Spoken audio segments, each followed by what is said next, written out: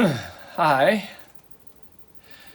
You know, this week we've talked a lot about social movement, how that's done well or not.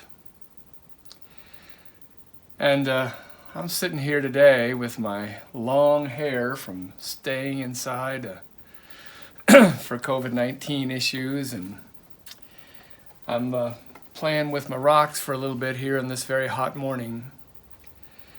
And I'm thinking, you know, the sciences that have fed us are, of course, a necessary part of listening to God's voice so that we know what kind of social movement we need to be involved in.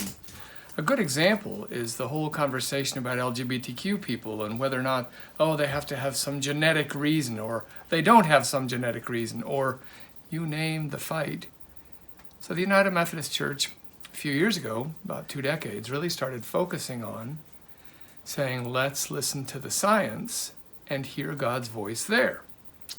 That's good, and of course that led to even more debate, and I get it. But while I make this point today, I would like to make it differently. God speaks through the sciences, that's absolutely certain. The scripture tells us that the whole creation sings and speaks.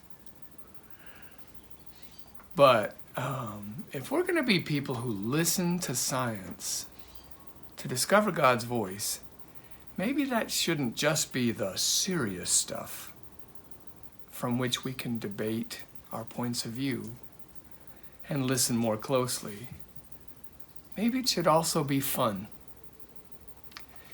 Maybe if we're going to be good listeners to science and God's voice in science, maybe we ought to find ways to watch YouTube videos on the sciences, or find some ways to read books about the sciences, or try to apply some meager sense of science to some hobby. Because if we're going to be listeners, we might find out that God speaks through the joy of science as well as the content. So I hope this week, I hope for a lifetime, you're exercising listening, because it does affect our social conscience. And I hope you're listening to the sciences and to great wisdom from all kinds of people and sources, as well as from our Bible and each other.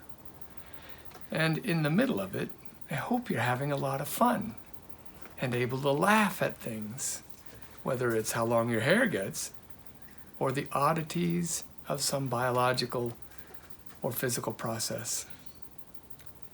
Stay at it, friends. Stay at listening, stay at changing and discovering and enjoying. You are loved first.